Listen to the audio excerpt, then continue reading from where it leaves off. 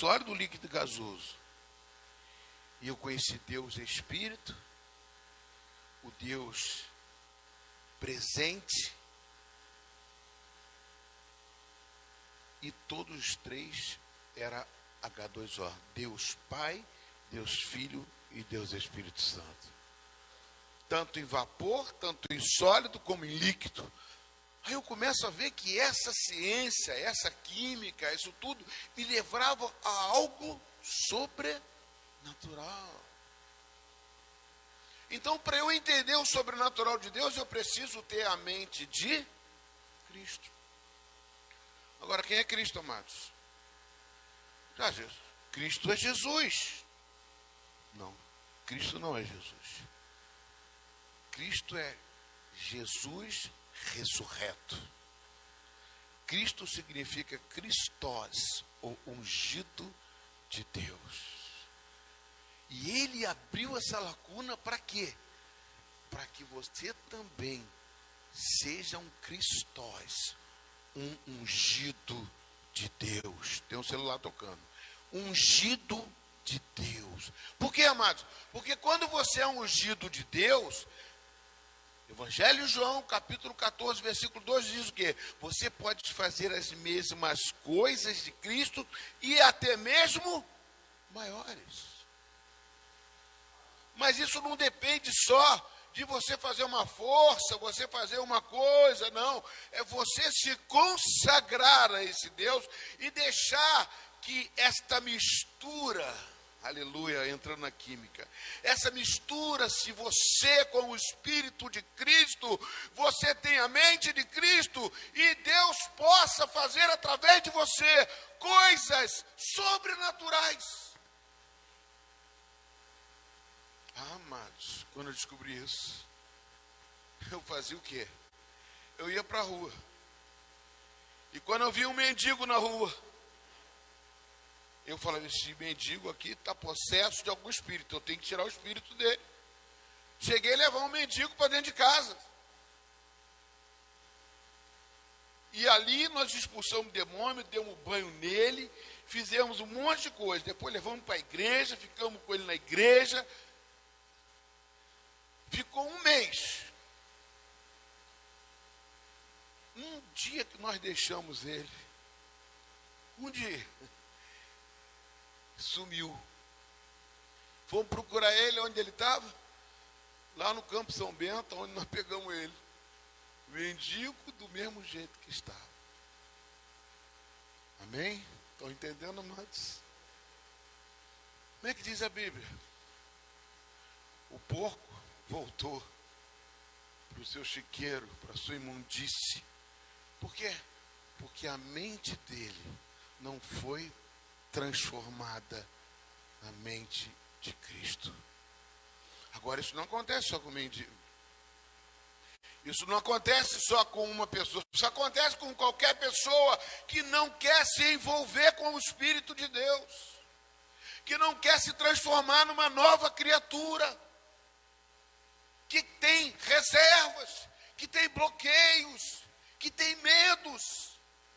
E aí o sobrenatural não pode agir através de você. Não precisa de idade. Uma vez aqui nessa igreja, eu estava indo, foi no corredor ali, uma criança ficou possessa. Você lembra disso, né, amor? Uma criança. Eu não lembro da idade dela, que tinha 5, 6 anos, 7 anos, né?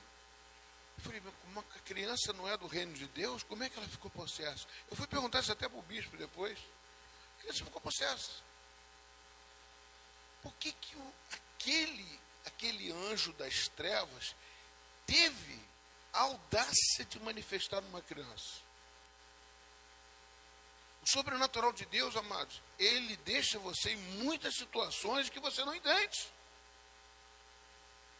Por causa de uma situação, por causa de um envolvimento da mãe, do pai, por causa de um cordão umbilical, por causa de uma genética, por causa de uma consagração no ventre, por causa de algo que foi ligado a você, você começa a ficar preso às coisas malignas.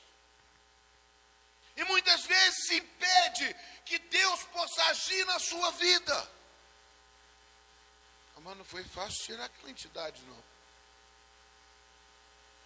Sabe por que não é fácil tirar a entidade? Porque tinha uma raiz.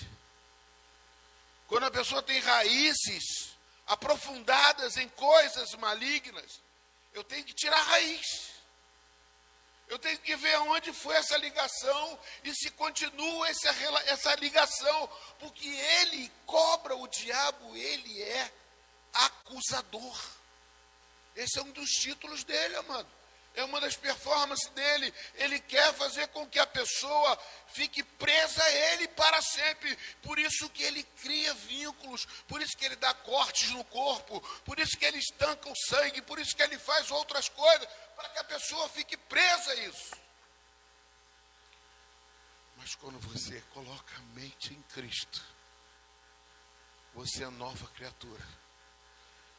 As coisas velhas se passaram. E o sobrenatural de Deus assume a sua identidade.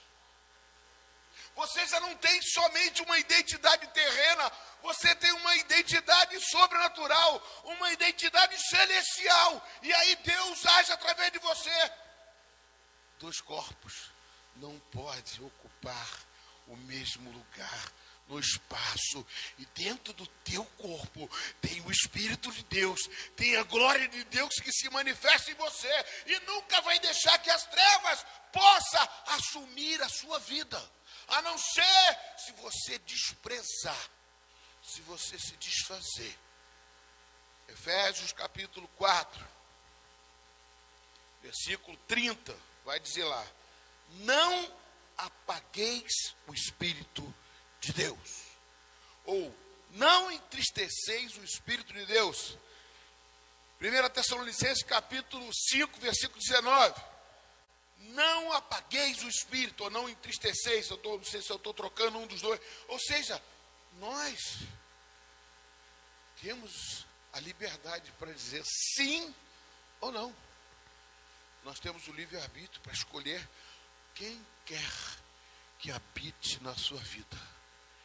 Quem guia você? Romanos 8 diz que todos aqueles que são guiados pelo Espírito de Deus são filhos de Deus. Teve uma pessoa que me perguntou: e aquele? Eu falei: e não, aquele que não é guiado? Tire as suas conclusões.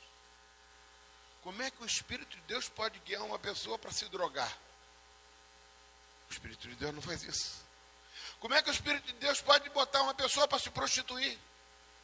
Como é que o Espírito de Deus pode botar uma pessoa para roubar, para enganar, para mentir? Por isso que lá no final vão ser julgados todos aqueles que fazem coisas, que trabalham de forma errada, que vivem de forma errada, que as suas obras são más. Aí serão julgados. Por isso, amados, existe a igreja do Senhor. Por isso essas casas ficam abertas. E mesmo em época de pandemia, a voz de Deus não pode calar. Ninguém pode calar a voz de Deus. Pode calar a voz do pastor, mas a voz de Deus não cala. Vão surgir outras vozes, que são vozes da palavra de Deus, porque hão de passar todas as coisas. Mas Jesus disse: as minhas palavras,